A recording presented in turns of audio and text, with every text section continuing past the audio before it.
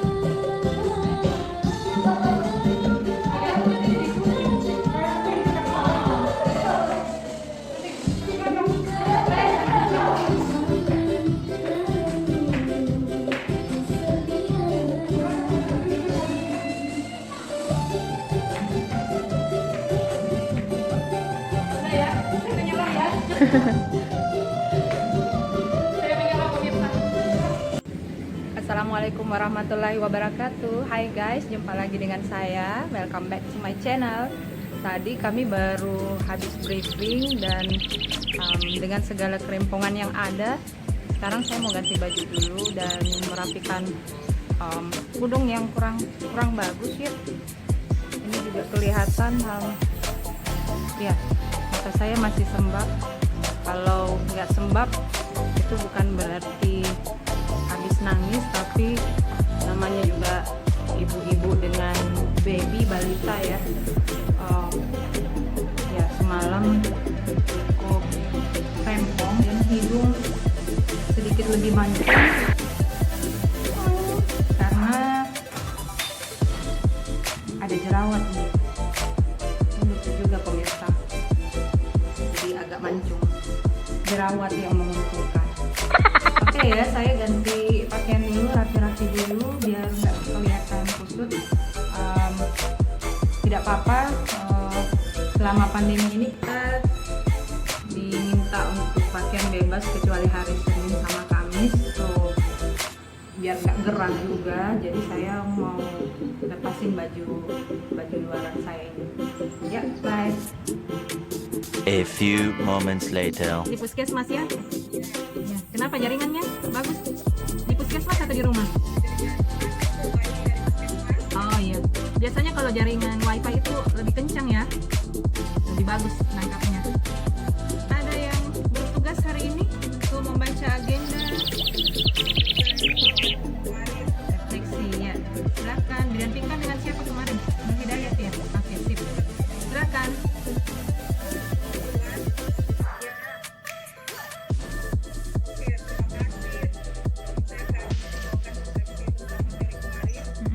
Three hours later. Saya baru istirahat ya, sudah waktu istirahat sekarang dan ke kafe terdekat dari kantor. Biasanya juga kalau saya mau cari inspirasi, saya mampir ke sini ya buat membuat materi ataukah ya membuat bahan presentasi untuk mengajar ya. So ya, setelah nyelesain tugas-tugas tadi di kantor, saya udah buatin bahan ajar yang harus diupload ya untuk materi berikutnya.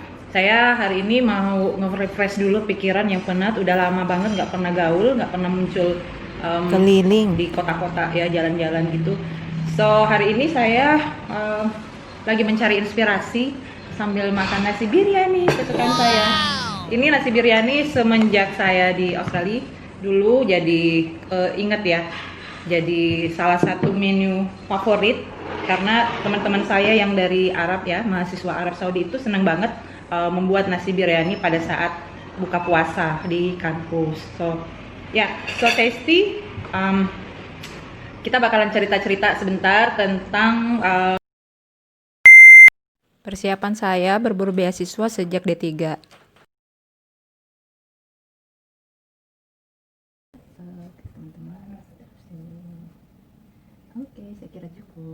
Terima kasih. Saya kira cukup ya teman kita. Untuk selanjutnya oleh Dr. Sudirman Katu, SPPD. Ya teman-teman, jadi tadi saya baru saja menyelesaikan materi. Jadi saya sebagai wali kelas dalam suatu pelatihan ya, istilahnya seperti itu. Oke guys, jadi hari ini kita cukupkan dulu untuk tugas kantor. Sekarang sudah jam 4 lewat. Sementara menunggu Pak suami menjemput, kita cerita-cerita dulu ya. Jadi saya dulu kuliah di kebidanan, D3 kebidanan setelah selesai SMA. Dan di situ saya sudah kepikiran untuk lanjut studi di Australia. Kenapa di Australia? Sebenarnya yang penting saya cita-citanya adalah mau kuliah ke luar negeri, di mana aja deh. Tapi karena Kak Uni sudah, kakak pertama saya ini ya, sudah menunjukkan jalan bagaimana bisa kuliah di Australia, bagaimana persyaratannya untuk bisa dapat beasiswa dari pemerintah Australia. Jadi saya mencoba mengikuti langkah-langkahnya Kak Uni. Nah, waktu kuliah kebidanan itu D3 ya, sempat down juga karena dulu saya kuliah di kampus swasta ya. Dan waktu itu karena di sini cuma ada 2, yang ada dari Depkes untuk D3 kebidanannya, tapi itu khusus untuk yang sudah jadi bidan.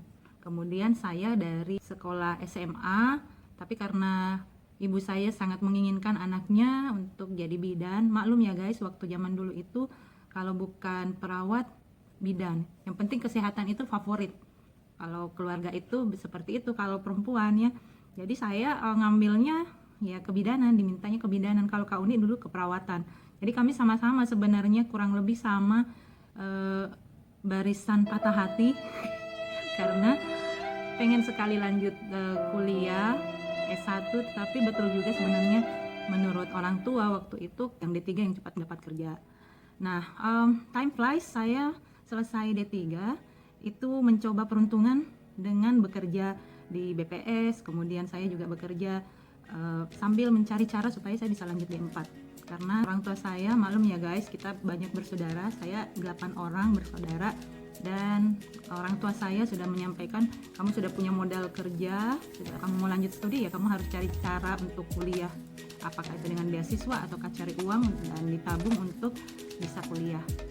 So guys, disitulah saya berupaya memotivasi diri sambil juga dimotivasi dari orang tua, dari saudara, terutama Kak Uni ya. Pada akhirnya saya merasa bagus kalau saya kerja, meskipun juga dengan gaji yang kecil, hanya 75.000 kalau saya magang dulu.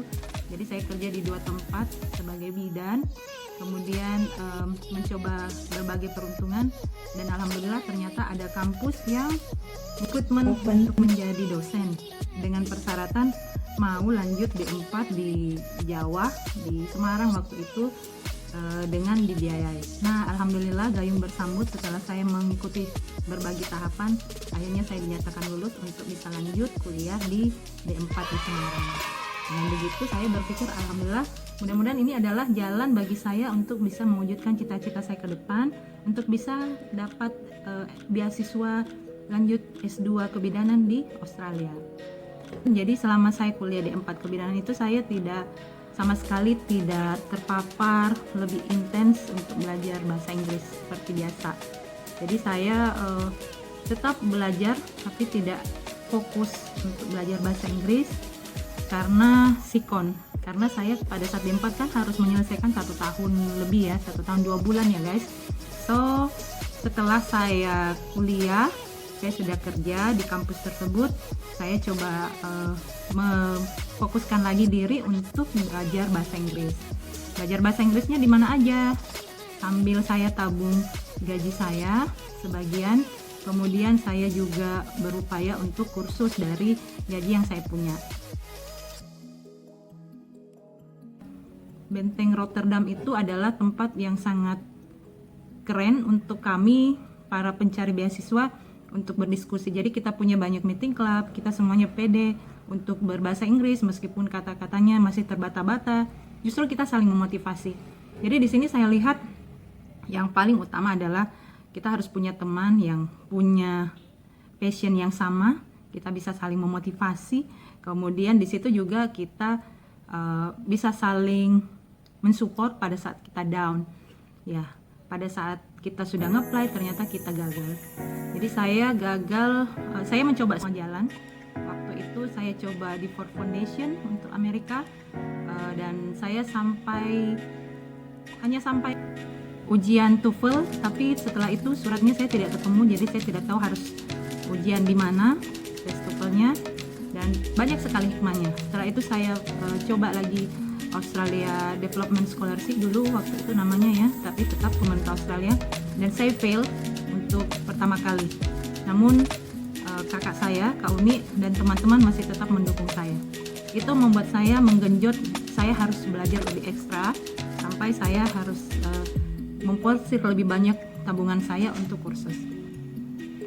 Jadi itu ya guys, saran saya buat teman-teman yang mau kejar beasiswa, jangan pernah patah semangat dan carilah komunitas yang sama passionnya kita, supaya kita bisa saling memotivasi. Karena biasanya kalau kita bergaul dengan orang yang tidak sama passionnya kita, tidak sama pengejar beasiswa, itu biasanya kalau kita ngobrol bahasa Inggris pastinya kita diledekin ya guys. Biasanya kita dibilangin apa coba, ya lu ini bukan di luar negeri atau gimana gitu, atau songong lu atau gimana gitu ya. Nah kalau begitu biasanya membuat kita jadi down. Terus yang kedua, itu jangan patah semangat guys. Kalau sudah coba satu kali itu ternyata gagal, coba lagi. Mungkin peruntungannya belum di situ. Bahkan kalau kita sudah gagal sekali, 2 kali, kita bisa tahu, oh kira-kira titik kelemahan dari berkas saya apa ya, ataukah pada saat interview, misalnya kita sudah sampai di tahap interview, kenapa saya bisa jadi gagal, kira-kira apa kelemahan saya. Di situ Anda bisa tahu lebih banyak supaya kita mempersiapkan diri untuk ujian-ujian berikutnya.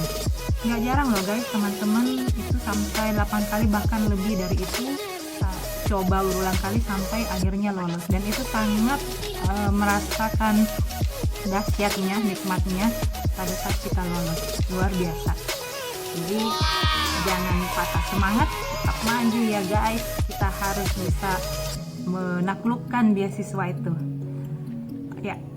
Mudah-mudahan teman-teman yang persiapkan diri untuk lanjut itu sudah bisa termotivasi dari saya ya.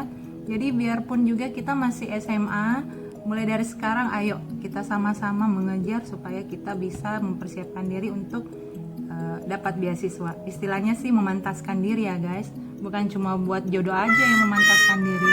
Untuk dapat beasiswa luar negeri juga kita harus memantaskan diri. Pelajari betul-betul apa persyaratannya, kemudian usahakan untuk bisa mencapainya. Jadi waktu saya kuliah dulu begitu juga. Oh ternyata IPK-nya yang dibutuhkan adalah 2,75. Saya usahakan untuk bisa dapat lebih. Jadi saya usahakan dan alhamdulillah bisa dapat 3,7 ya. Jadi itu sudah jadi satu modal. Berikutnya diminta apa? Beasiswa bahasa Inggris ya. Requirement-nya IELTS. Jadi teman-teman harus belajar tidak hanya IELTS. Jadi mulai dari awal tentunya sebelum kita melangkah ke IELTS. Itu ya teman-teman, saya kira sekian dari saya. Tetap semangat dan jangan lupa komen, like, and subscribe dan di-share ke teman-teman lainnya. Thank you. Assalamualaikum warahmatullahi wabarakatuh.